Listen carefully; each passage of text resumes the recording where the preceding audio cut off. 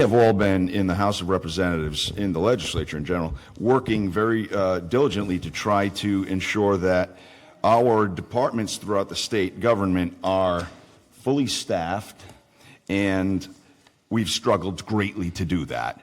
We see it have its worst and largest impact in human services, whether it's DHS or DCYF, any of these forward-facing agencies that deal with the public. And we have made some good changes to the civil service and merit test system over the past couple of years to try to get more applicants into the pipeline and to make it easier to onboard folks in a quicker fashion. This bill is a product of not just research, but also from speaking with other states and over the past couple of years with specifically through the Council of State Governments and learning how they deal with these sorts of issues. And after one fairly compelling conversation with someone in South Dakota, they asked me the question, well, what are the most spoken languages other than English in your state? And I said, well, there's Spanish and Portuguese. And they said, well, that's an area you need to go and look at. So what this bill is proposing to do is to make some simple changes to the competitive testing part of the merit test system and the civil service exam. Just some statistics. In 2022 alone, public sector job openings increased by 20%, yet applications per job dropped by 15% compared to the previous year.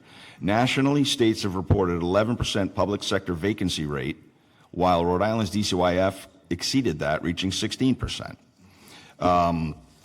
An example, in August of 2023, DCYF held a civil service exam for social workers. The results were alarming. 314 folks applied, and 24 were actually eligible to take the exam. Only 8 passed, and just 3 accepted positions, which makes that a 3% success rate on that hiring attempt. What this bill is looking to do is to expand the applicant pool by allowing more qualified applicants to take the civil service exam, including those from other states, and we can attract a broader range of talent. We will waive the merit test requirement for temporary and emergency hires. When the state faces an urgent need for staffing, the hiring process should not be stalled by an outdated requirement. We would improve exam accessibility and preparation and by proposing that we offer study guides and preparatory resources that would be made widely available in Spanish and Portuguese, as well as testing. Why would I suggest we waive the merit test requirement? Well, we did this similarly last year where we let nurses, I think it was last year, my memory is yearly is not that great, where we allow nurses to, right out of school, enter the workforce before passing the NCLEX.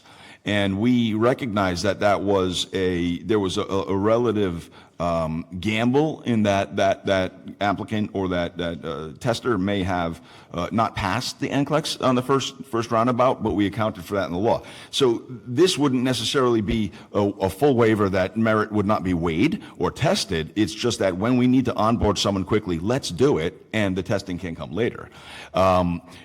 A lot of the positions that we're talking about, whether it's Child Protective Services, social workers at DCYF, DHS, translators in our court system, it's been an ongoing struggle for us to get bilingual and multilingual folks onboarded. We have seen this in every aspect of public service, from school teachers to police officers, but exceptionally so in the positions where an exam is only given in the English language or offered in the English language.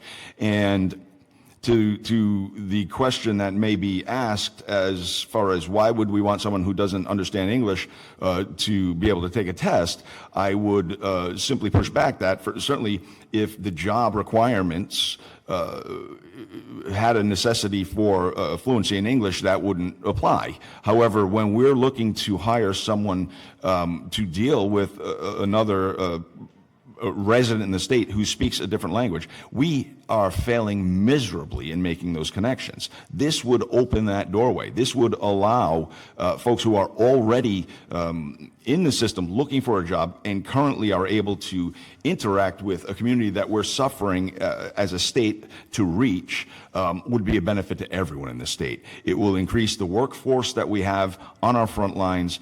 It will get the services necessary for citizens delivered more quickly, and it will overall increase the robustness of our state workforce, which will result in what I would hope would be higher outcomes and better outcomes for all of the people that we serve.